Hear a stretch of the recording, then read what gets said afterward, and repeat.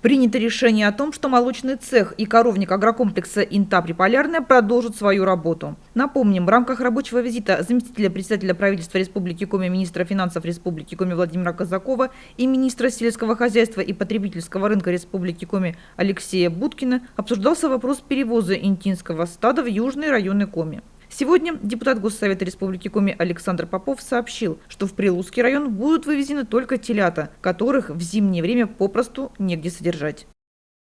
Сегодня есть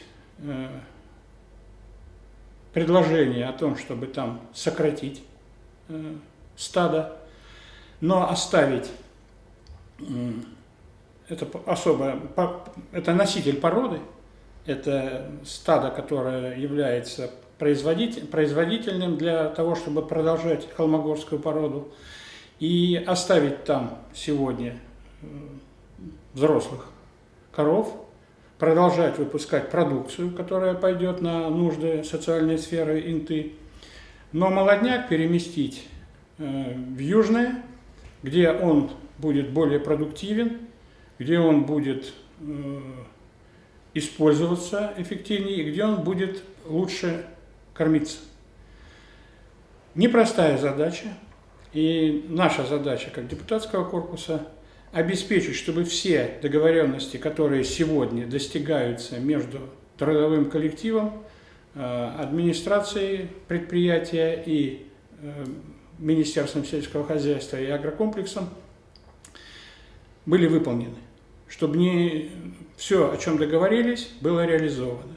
Потому что любая точка, которая вдруг начнет замалчиваться, это источник возмущения, раздражения и на самом деле источник несправедливости. Поэтому вот моя задача как депутата от Интинского избирательного округа обеспечить полноценное обсуждение, обеспечить диалог и реализацию намеченных, обговоренных планов, согласованных планов с минимальными издержками. Все должны быть трудоустроены. Если у людей возникнет желание вместе с молодняком переехать к новому месту работы, то такая возможность будет предоставлена, и это право работников. Если нет, то люди будут трудоустроены на предприятиях агрокомплекса, которые находятся в Интинском районе, которые будут в дальнейшем заниматься оленеводством, потому что оленеводство – это перспективное направление развития, туда будут вкладываться средства, там будут создаваться новые рабочие места.